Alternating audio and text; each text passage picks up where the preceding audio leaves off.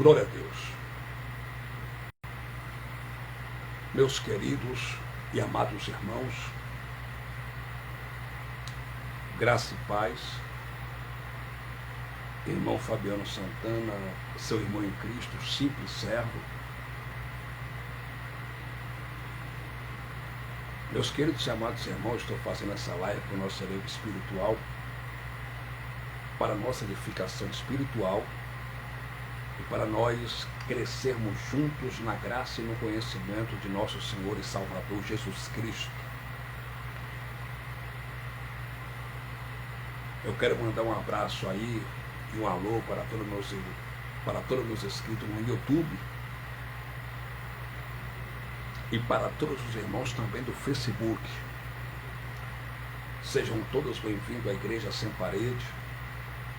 Sejam todos bem-vindos ao Evangelho do Cristo ressuscitado. Meus irmãos, nesse momento, eu vou ler aqui o Evangelho na segunda carta do apóstolo Paulo, carta paulina, de autoria paulina, 2 Timóteo capítulo 4, a saber o versículo de número 2 e 3. Mas eu vou ler a partir do capítulo 4, que diz assim, 2 Timóteo capítulo 4. Conjuro-te, pois, diante de Deus e do Senhor Jesus Cristo, que há de julgar os vivos e os mortos na sua vinda e no seu reino, que pregues a palavra iste a tempo e fora de tempo, redargue-as, repreendas, exorte com toda longanimidade e doutrina. Versículo 3. Porque virá tempo em que não suportarão a sã doutrina, mas, tendo comichão nos ouvidos, amontoarão para si doutores conforme as suas próprias concupiscências. Versículo 4. E desviarão os ouvidos da verdade, voltando às fábulas. Eu quero fazer uma breve oração, pois a oração é a chave da vitória. Orar significa conversar com Deus, falar com Deus, dialogar com Deus. Sendo assim, oremos. Pai, o Senhor me conhece por dentro e por fora. O Senhor sabe tudo de nós, o Senhor nos conhece. Pai dos Espíritos, Cristo ressuscitado. Olha para nós com o teu olhar de amor, de misericórdia. Sabemos que não somos perfeitos na carne, mas o nosso espírito é perfeito diante do Senhor. Pai, eu quero te pedir perdão pelos meus pecados cometidos, pecado cometido por nome e obras da carne, por pensamento, por falar, por olhar, por práticas e obra. Meu Deus, me perdoa em nome de Cristo ressuscitado. Pai dos Espíritos, toma a direção, toma o primeiro lugar aqui nessa live, aonde o centro dessa live é Cristo ressuscitado, pois toda a honra, toda a glória e todo louvor é do Cristo ressuscitado para sempre.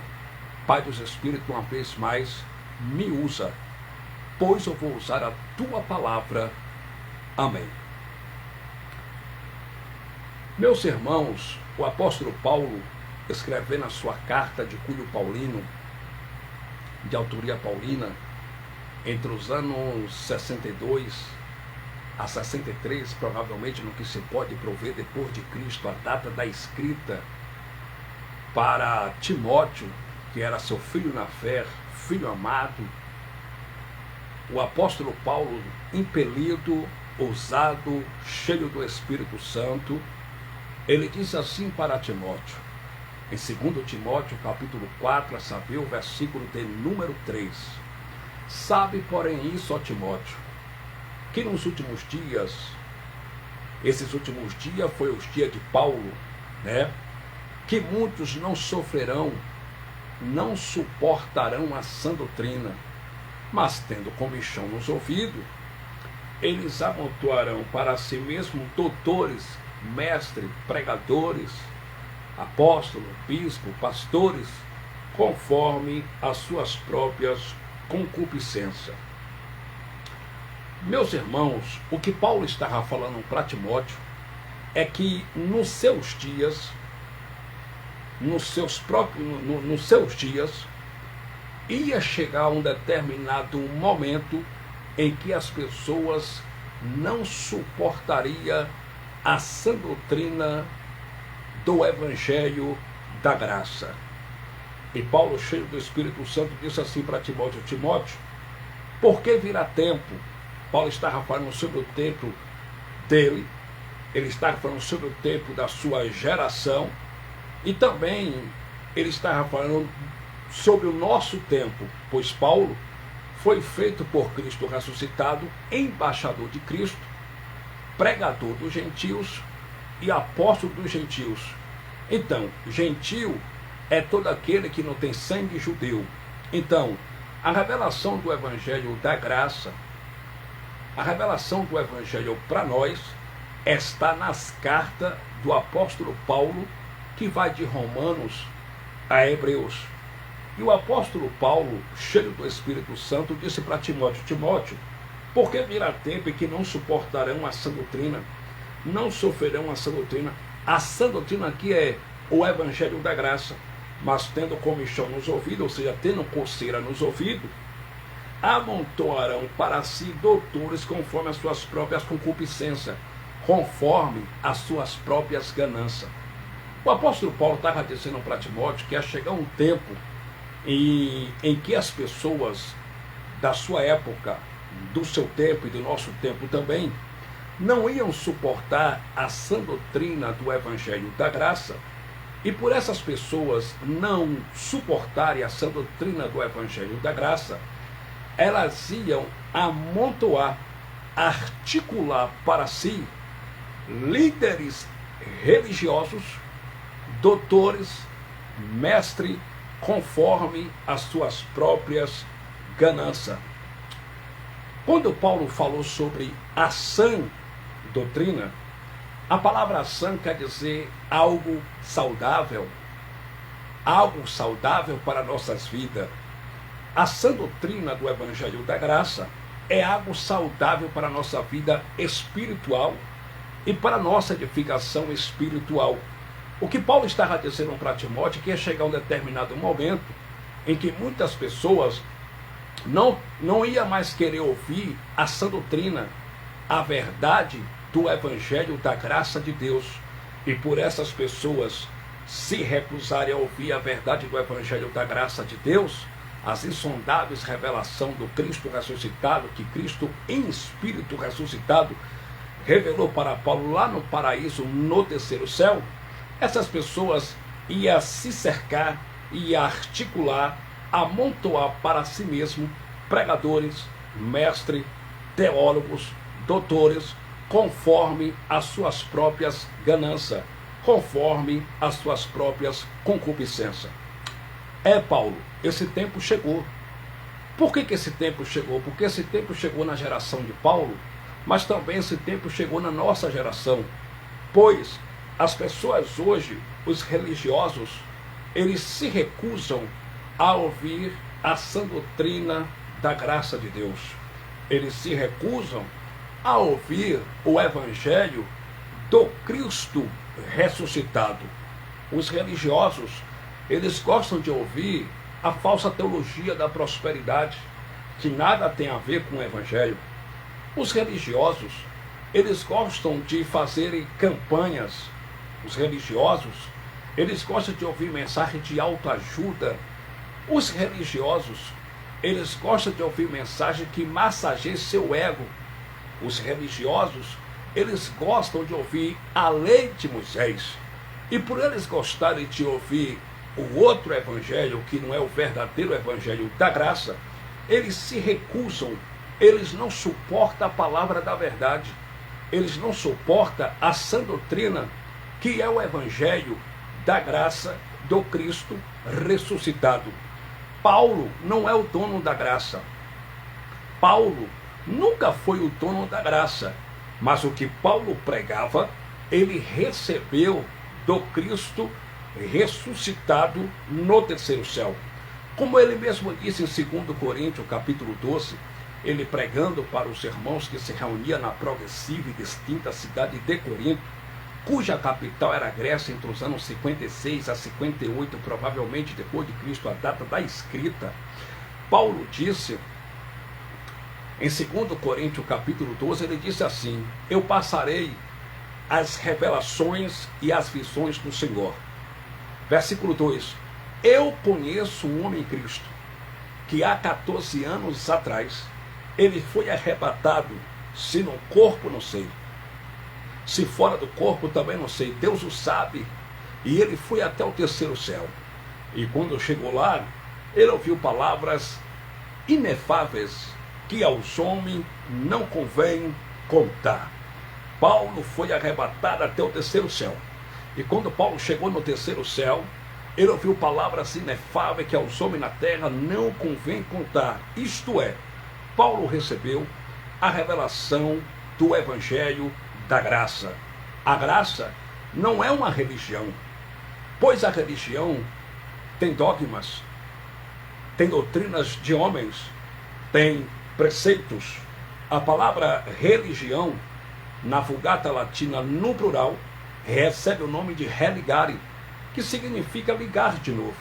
E nenhuma religião, nem espírita, nem católica, nem evangélica, tem o poder de ligar os filhos de Deus a Deus. Quem tem o poder de ligar os filhos de Deus a Deus, e ele já ligou com seu sacrifício na cruz, com sua morte na cruz do Calvário, é Jesus Cristo. Ora, Paulo pregando aos Coríntios, Paulo disse em 2 Coríntios capítulo 5, versículos 18 e 19, que Deus reconciliou o homem, a humanidade, o mundo consigo mesmo, através da morte vicária e expiatória de Cristo Jesus na cruz. Isto é, Deus estava em Jesus Cristo na cruz, reconciliando, ligando o mundo, a humanidade, o homem consigo mesmo, e nos deu o ministério da reconciliação. Alô?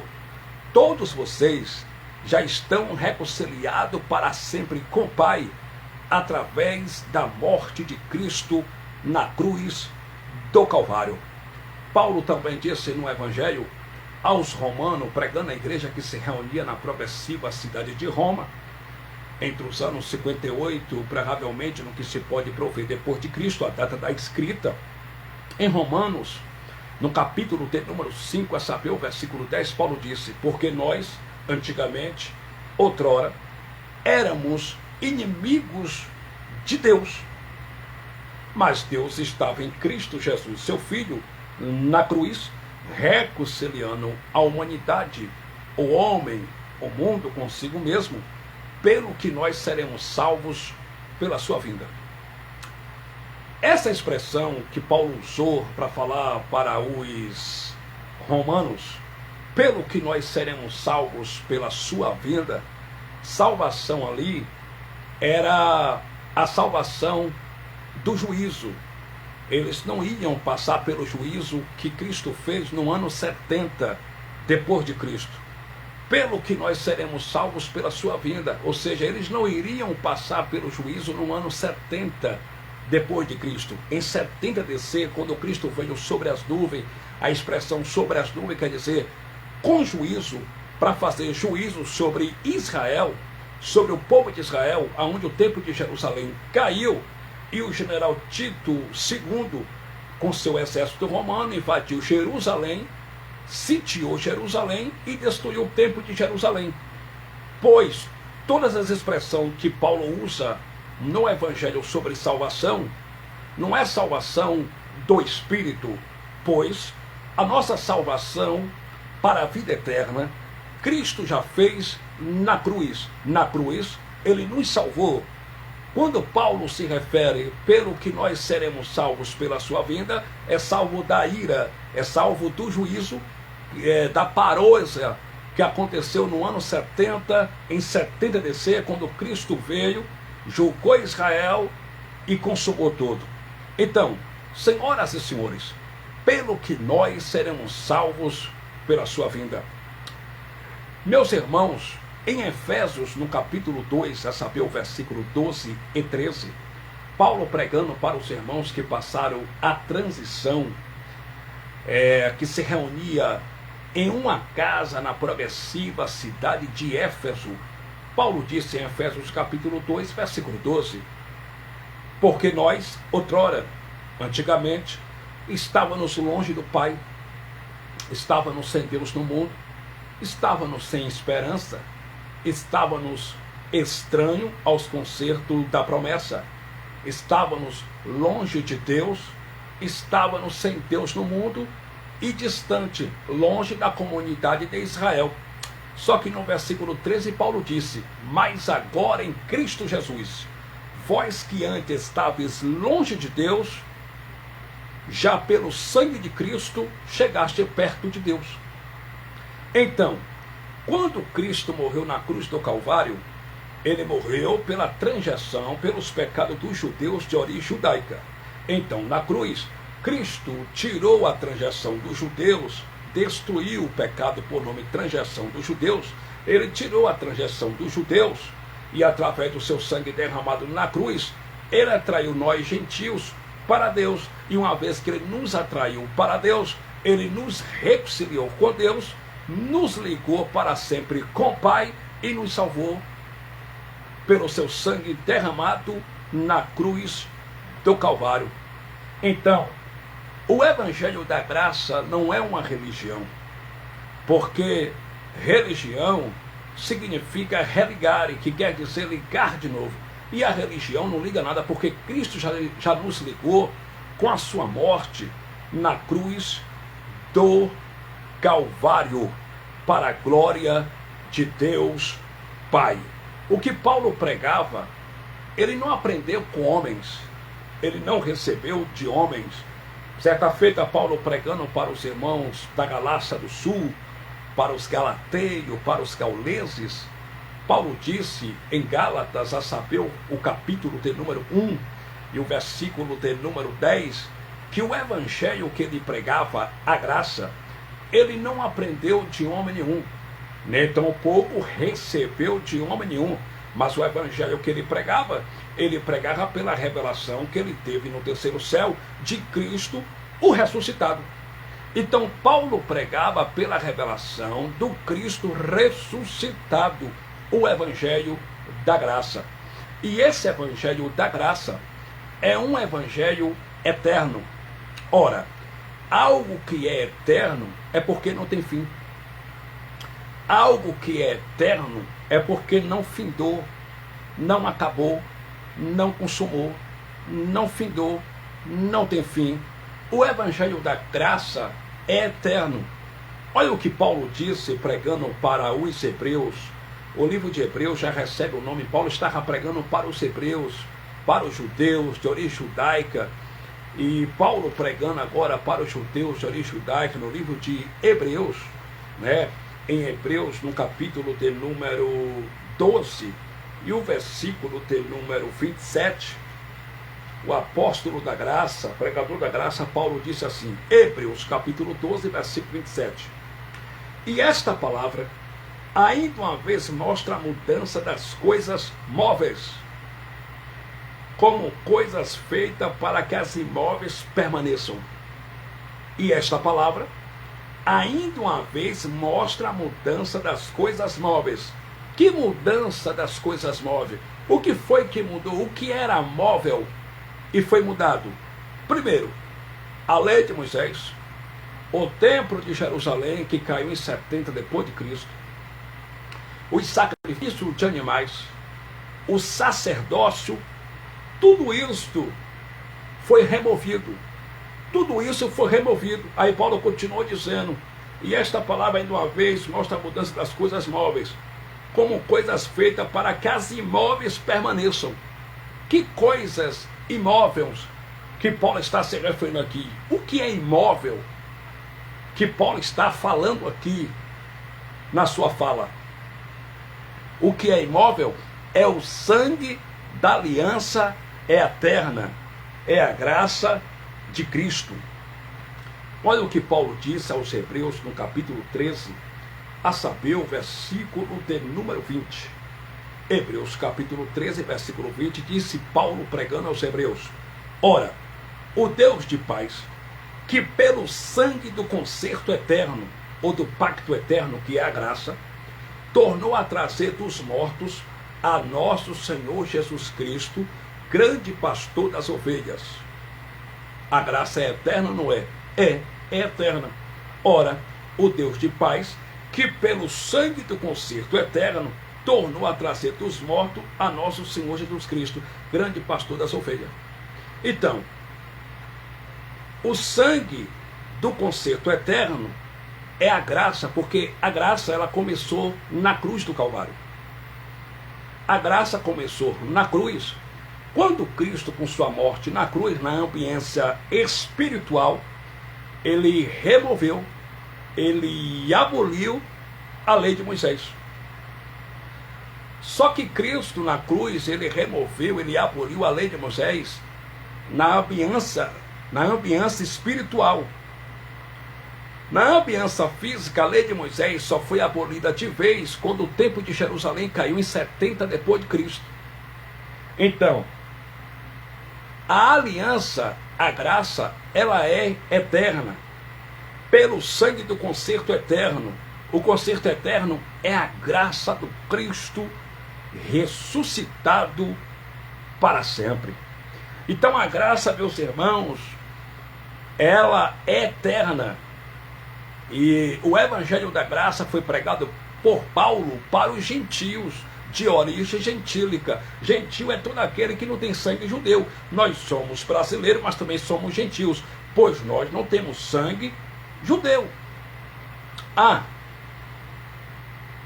Tem um grupo aí, tem um grupeio que surgiu recentemente, e esse grupo está pregando que a graça de Cristo acabou em 70 depois de Cristo. Eles estão pregando que a graça acabou em 70 e que nós não estamos na graça, que não existe o evangelho da graça, que o evangelho da graça só foi para a época de Paulo, para a geração de Paulo. Mas aqui no evangelho Paulo disse que o sangue do concerto, ele é eterno. Eu entendo que algo que é eterno é porque não tem fim. Algo que é eterno permanece para sempre. Então, o sábio Salomão, que compôs 3.000 provérbios e 105 cânticos, no livro de Eclesiastes, no capítulo de número 1, a saber, o versículo 4, ele disse assim: uma geração vai e outra geração vem, mas a terra para sempre permanece. Em outras palavras, se a terra permanece para sempre, logo a terra é eterna, porque o Altíssimo, ele não criou a terra para ser destruída, como muitos religiosos pregam. Deus criou a terra para ser habitada. Todas as vezes que Paulo estava pregando o Evangelho da Graça e se referia que o dia do Senhor estava perto, que se aproxima aquele dia ali era o dia do juízo. Em 70 depois de Cristo, que Cristo veio e julgou Israel. Era o dia do juízo. Ele estava se referindo sobre o dia do juízo. Ele não estava se referindo sobre a destruição da terra, porque a terra é eterna e ela é para sempre. E Salomão disse em Eclesiastes capítulo 1, versículo 4, uma geração vai e outra geração vem, mas a terra para sempre permanece. Então, se a terra permanece para sempre, lógico que ela é eterna. Então, como a terra é eterna, o que aconteceu na era de Paulo, na época de Paulo, na geração de Paulo, foi que Cristo fez juízo em 70 sobre aquele povo que lhe crucificou, sobre os judeus, sobre Israel. Em 70 DC depois de Cristo, o templo de Jerusalém caiu e Cristo fez juízo sobre Israel. Mas a terra não foi destruída, porque a terra ela é eterna. E o evangelho da graça que Paulo pregava não era para a salvação eterna, mas era para a salvação da mente. Logo, a salvação eterna, Cristo já tinha feito na cruz. Quando ele abriu aqueles dois braços, jogou o braço para a direita, braço para a esquerda, No livro histórico de João, capítulo 19, versículo 30, ele bradou em alta voz, em aramaico, tetelestai, está consumado, está pago, está feito, ninguém desfaz. Ali ele fez a nossa salvação eterna, ele nos salvou na cruz com o seu sacrifício. Agora, o evangelho que Paulo pregava para os gentios era para salvar eles na mente. E salvar de quê? Salvar da lei de Moisés. Salvar das ordenanças da lei de Moisés. Salvar da religião judaica. Salvar na mente das falsas doutrinas. Salvar na mente das heresias. Então o evangelho que Paulo pregava era para salvar os gentios na mente das heresias. Então, assim como Paulo foi um instrumento usado por Cristo, um pregador usado por Cristo para salvar a sua geração, os gentios daquela época, e nós também, na mente com o evangelho da graça, nós também hoje pregamos o evangelho da graça para salvar os religiosos e as pessoas que nos ouvem na mente, no entendimento. Por quê? Porque a religião, ela escraviza. A religião, ela tem dogma, ela tem preceitos. E durante séculos, a religião vem escravizando os filhos de Deus. Os filhos de Deus já são salvos para a vida eterna, porque Cristo salvou na cruz. Mas na mente, muitos seguem Moisés. Muitos seguem a lei de Moisés. Por quê? Porque os templos religiosos de hoje, eles não pregam o evangelho do Cristo ressuscitado. Eles pregam Moisés para o povo. Eles pregam a lei. Eles dizem que para a pessoa ser salva é através do pagar o preço. Mas Cristo já pagou o preço na cruz quando ele bradou e disse, está pago, está consumado. Ele pagou o preço pelas vidas. Eles dizem que para a pessoa ser salvo, a pessoa tem que fazer um sacrifício. Mas já dizia o profeta Oséias, em Oséias capítulo 6, versículo 6, eu não quero holocausto nem sacrifício de vocês, lá no antigo concerto, no antigo pacto. Eu não quero holocausto nem sacrifício de vocês, o que eu quero é que vocês tenham conhecimento de Deus. E como é que o cristão tem conhecimento do Pai? Lendo as cartas de Paulo, de Romanos a Hebreus. Profetizou também, já dizia o profeta Samuel, no antigo concerto, na antiga aliança, no antigo pacto, em 1 Samuel, a saber, o capítulo 15, a saber, o versículo 22, diz assim, Deus não tem prazer em sacrifícios de tolo, mas que se obedeça a sua palavra. Então Deus não quer sacrifício dos seus filhos, porque ele já fez o sacrifício morrendo na cruz. O único sacrifício que Deus aceitou foi seu próprio sacrifício na cruz. Se você faz sacrifício hoje, logo você está dizendo que o sacrifício de Cristo foi ineficaz. Se você faz sacrifício hoje, logo você está dizendo que o sacrifício de Cristo foi incompleto. Se você faz sacrifício hoje, você está chamando Jesus de mentiroso. Você está dizendo que aquele sacrifício que ele fez morrendo na cruz não valeu de nada. Foi uma mentira. Olha o que Paulo disse, pregando aos galateiros, aos gauleses, em Gálatas, capítulo, glória ao Cristo ressuscitado eternamente. Gálatas, no capítulo de número 2, a saber, o versículo 19, Paulo diz assim, porque eu pela lei estou morto para a lei, para viver para Deus. Então, Paulo estava dizendo que ele estava morto para a lei de Moisés. Por quê? Porque Paulo, meus irmãos, antes de se converter a Cristo ressuscitado no caminho de Damasco, ele era religioso. Paulo era o quê? Fariseu dos fariseus, da tribo de Benjamim, um judeu libanês, oriundo do Líbano. Paulo conhecia a Torá, a lei de Moisés, de quais salteado. Paulo era teólogo, passou 15 anos aos pés de Gamaliel.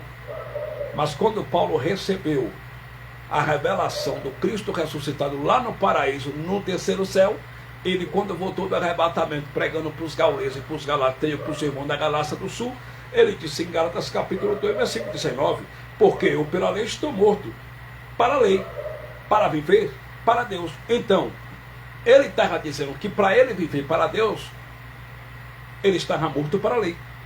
Então, se você faz sacrifício, você está vivo para a lei de Moisés, porque sacrifício de animais, os sacerdotes oriundos da tribo de Levi e da linhagem de Arão, oferecia repetidas vezes na lei de Moisés. Então, o pai não quer sacrifício dos seus filhos. Jesus de Nazaré, nos dias de sua carne, no livro histórico de Mateus, a saber, o capítulo 12 e o versículo de número 6, ele disse assim: eu sou maior do que o templo. Eu não quero holocausto nem sacrifício. O que eu quero é misericórdia. Então o pai não se agrada de sacrifício, porque o único sacrifício que o pai recebeu e aceitou foi o seu próprio sacrifício na cruz. Os líderes religiosos desse país, eles pregam que para a pessoa ir para o céu, a pessoa tem que dar dízimo. E se a pessoa não dá o dízimo, esse 10%, esse falso dízimo de dinheiro mensal, a pessoa vai para o suposto inferno e vai queimar lá eternamente. Mas o dízimo, biblicamente, nunca foi dinheiro. O dízimo na Bíblia era uma das ordenanças da lei de Moisés, e o dízimo era alimento para sustento dos órfãos, das viúvas, dos viajantes, dos forasteiros e dos levitas da tribo de Levi, que não tinham parte na herança entre o povo de Israel. E os líderes religiosos pregam dizendo: se você não dá o dízimo, você vai para o inferno. Mas o dízimo nunca foi dinheiro. Quem inventou o dízimo como dinheiro foi o rei de Franco, o rei da França, Carlos Magno, no concílio de Malco, em 785 depois de Cristo. Na Idade Medieval, quando a religião católica passou a cobrar indulgência, estava comercializando o perdão dos pecados e tudo cobrando dinheiro para os membros da sua religião, ele assinou um decreto para que o Papa da religião católica cobrasse o dízimo em dinheiro mensal. Ele adulterou a palavra do Criador. Aquilo que na Bíblia era alimento, ele transformou em dinheiro para enriquecer os senhores do templo. E os líderes religiosos estão por aí pregando Malaquias 3,10 e aplicando no povo. Está vendo? Quem não dá o dízimo está roubando a Deus. Você é ladrão. Traga o dízimo. Só que o dízimo nas escrituras nunca foi dinheiro, sempre foi alimento. Em Levítico capítulo 27, versículo 30, Deus, usando Moisés para o povo judeu, para o povo de Israel, disse: todos os dízimos da novidade da semente do campo pertencem ao Senhor. Todos os dízimos do fruto das árvores são santos ao Senhor. É só ativamente de Cristo. Dízimo da novidade da semente do campo e do fruto das árvores é dinheiro ou alimento? Alimento, nunca foi dinheiro. Na instituição do dízimo, lá em Deuteronômio capítulo 14, a saber o versículo 22, Deus usou Moisés e disse assim: certamente darás os dízimos da novidade da semente do campo, que cada ano vocês recolherem do campo. Era do campo, não era do salário mínimo, não era do banco, era do campo. O povo de Israel dizimava daquilo que eles plantavam e daquilo que eles colhiam, anualmente, uma vez por ano, e não de vez em vez como os pastores evangélicos cobram nos seus templos religiosos. Eles davam o dízimo anualmente, uma vez por ano. E em Deuteronômio capítulo 14, versículo 23, Deus, usando Moisés, disse: e no lugar que escolheu o Senhor para lhe pôr o seu nome, esse lugar era o templo de Jerusalém, que não existe mais, tu comerás os dízimos do primogênito das tuas vacas. Vaca é o quê? Alimento. E das tuas ovelhas, e do teu vinho, e do teu cereal, e do teu grão, e do teu azeite. Para quê? Para quê? Para quê? Para que tu aprendas a temer o nome do Senhor teu Deus todos os dias. Em Deuteronômio capítulo 14, versículo 24, Deus ainda usando Moisés disse assim: porém, se porventura da onde vocês moram até o templo de Jerusalém, o caminho tão comprido for, de maneira que vocês não possam levar a novidade da semente do campo, os dízimos de vocês, alimentos, o que é que vocês vão fazer? Deuteronômio capítulo 14, versículo 25, então vende-os e pega o dinheiro na tua mão, e com aquele dinheiro pega a tua mulher, teus filhos, vai para o templo de Jerusalém. E quando chegar no templo de Jerusalém, para dar aquele dinheiro como 10%? Não. É para dar aquele dinheiro para o padre, para o titular do pastor? Também não. Quando chegar no templo de Jerusalém, tu vai fazer isso. Deuteronômio capítulo 14, versículo 26. Tu dará aquele dinheiro por tudo quanto a tua alma desejar. Tu dará aquele dinheiro por vacas e por bebida forte, até cachaça tinha no meio, bebida forte, e por vinho, e por cereal, e por azeite, e por tudo quanto a tua alma te pedir. Versículo 27. E depois de comprar todos esses alimentos, vai fazer o quê? Então come-o ali perante o Senhor teu Deus, e alegra-te tu e a tua família. Porém, não desamparará o levita que está dentro das tuas portas, pois não tem parte nem herança contigo, e nem um órfão, e nem a viúva, e nem um viajante, e nem um forasteiro. Versículo 28. De 3 em 3 anos, olha para isso, de 3 em 3 anos, tu vai recolher o dízimo alimento nas tuas portas, então virá a ti o levita que está dentro das tuas portas, pois não tem parte nem herança contigo, e o órfão, e a viúva, e o viajante, e o forasteiro. Para quê? Para quê? Para que eles comam e se fartem, e o Senhor teu Deus te abençoe em todas as obras que tuas mãos fizeres. O dízimo era uma lei cerimonial entre Deus e o povo de Israel. A pergunta que não quer calar é: você é de Israel? Não. Você é judeu? Não. Então o dízimo não foi feito para você. O dízimo não foi feito para mim. Foi para aquela época, para aquela geração, foi para os judeus. Malaquias. Malaquias é um livro da lei.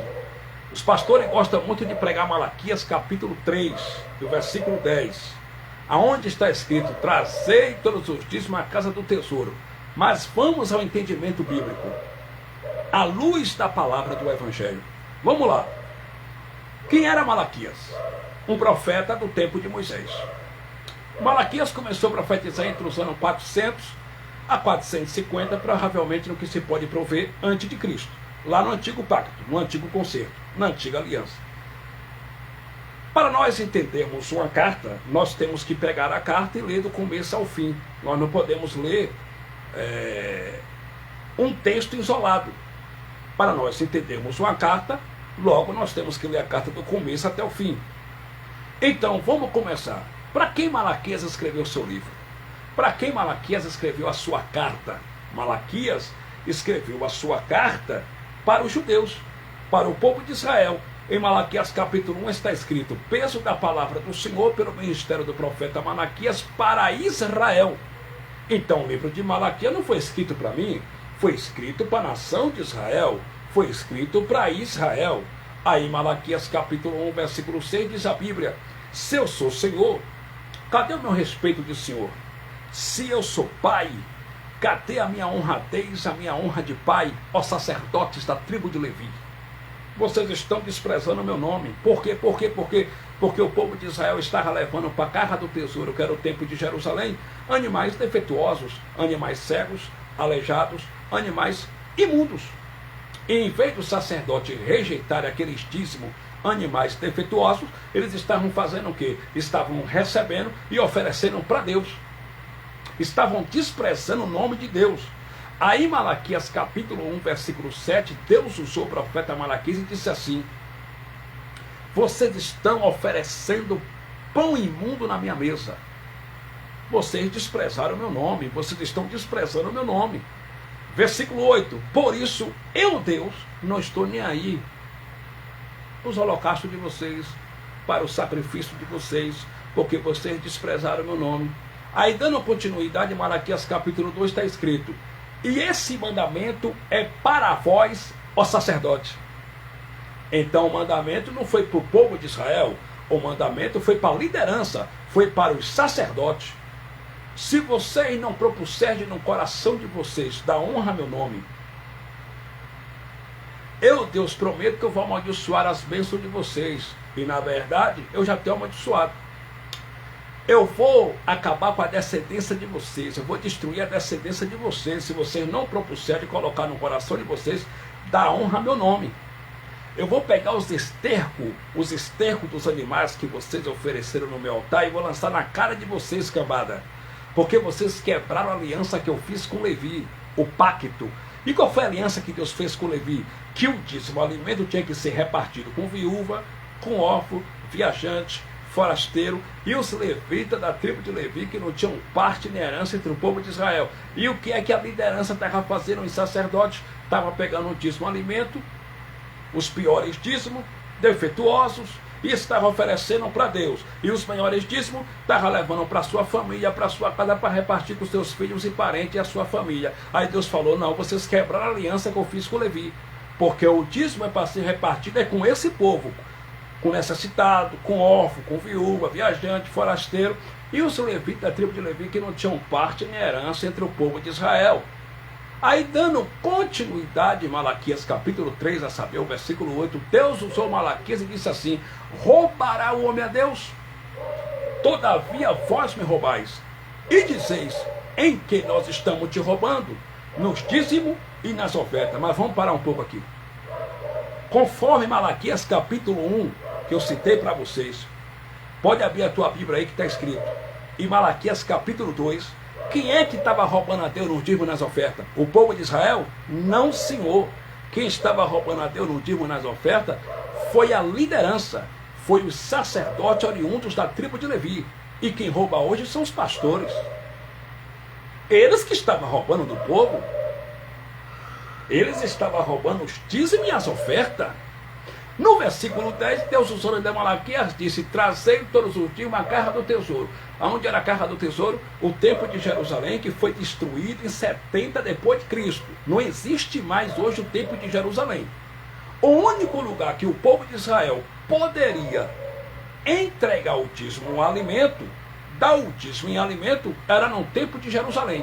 A pergunta que não quer calar é: aonde é que tem um templo de Jerusalém aqui no Brasil para você entregar dízimo? Ah, e se fosse para você entregar dízimo, tinha que ser em alimento. E tem mais: só quem poderia recolher dízimo eram sacerdotes oriundos da tribo de Levi. Em Hebreus, no Evangelho, capítulo 7, versículo 5, Paulo disse: os que dentre os filhos de Levi têm um sacerdócio, ou seja, é sacerdote, tem o direito de recolher dízimo dos seus irmãos, do seu povo. Que povo? Israel. Ainda que esses tenham descendido do lombo de Abraão. A pergunta que não quer calar é: seu pastor, cão guloso, ele é sacerdote da tribo de Levi para recolher dízimo? Não. E por que ele recebe dízimo e cobra dízimo e ainda ameaça o povo com o nome de Deus, dizendo: quem não dá o dízimo vai para o inferno? Porque ele é cão guloso e mercenário. Trazei todos os dias uma carga do tesouro para que haja mantimento na minha casa. Mantimento é dinheiro? Mantimento é ouro? É dinheiro? Não. Mantimento é alimento. Era para que não faltasse comida, alimento para sustento dos órfãos, das viúvas, dos viajantes, dos forasteiros e dos levitas da tribo de Levi, que não tinham parte da herança entre o povo de Israel. Versículo 11. E por amor de vós, ó Israel, eu, Deus, prometo. Essa mensagem foi para Israel. A carta de Malaquias foi escrita para a nação de Israel, e não para mim nem para o Senhor. E por amor de vocês, ó Israel, ó nação de Israel, eu, Deus, prometo que eu vou repreender o devorador, o migrador, o cortador e o gafanhoto. O que é que os pastores fizeram? Os pastores transformaram o devorador, que é um simples inseto que come frutos da terra, em demônio. E eles dizem: se você não dá o dízimo, o devorador vai comer tudo na tua casa. Se você não dá o dízimo, a sua geladeira vai queimar. Se você não dá o dízimo, sua cama vai quebrar. Sua televisão vai queimar. Seu sofá vai rasgar. Seus filhos vão ficar doentes e vão para o hospital. Tem que dar o dízimo. Só que devorador é um inseto que come frutos da terra. E esse tal Satanás, que a religião apresenta para o povo como ser espiritual, porque Roma criou um diabo, a religião católica criou um diabo que só existe na mente dos religiosos, de olho vermelho, de cauda de chifre, de rabo. Suponhamos que, vamos lá, vai, suponhamos que esse tal Satanás existisse. Suponhamos que esse tal Satanás aí existe. Vamos lá. Mas se o diabo existe, o diabo é um espírito. Espírito come fruto da terra? Espírito bebe água? Espírito come? Espírito, ele sente fome? Não. Então devorador nunca foi o tal Satanás que a religião inventou. Porque a palavra diabo não é um nome. A palavra diabo é um adjetivo. É o opositor, é o caluniador, é o acusador, é aquele que se opõe. Existem criaturas como o diabo. Quer ver teu fim, arma para você, quer te destruir. Na tua frente é uma coisa, por trás é outra. Existem criaturas como o diabo, mas esse ser espiritual diabo não existe. Porque a palavra diabo é um adjetivo. Nunca foi um nome. É tudo aquilo que se opõe. Você levanta pela manhã para ir para o serviço, para ir para o emprego. O cara chega com a moto, joga o carro com a moto e joga a moto em cima de você. Ele foi um diabo na tua vida, ele se opõe no teu caminho. Então, devorador é um inseto que come fruto da terra. Então devorador não é demônio. E com essas falácias, com essas heresias, os pastores dizem, se você não dá o dízimo, o devorador vai destruir a sua vida. E isso é heresia, porque devorador é um simples inseto que come fruto da terra. Então, meus irmãos, em Malaquias, quem roubava a Deus no dízimo e nas ofertas era a liderança. E quem rouba hoje são os pastores e mercenários, que eles estão aí comprando sítio, fazenda, avião, jatinho, apartamento, com o dinheiro do povo pobre, sofrido, incauto do nosso país, que não conhece Bíblia e que não tem conhecimento de história. Graça e paz, seu irmão Fabiano Santana, e até a próxima live. Amém.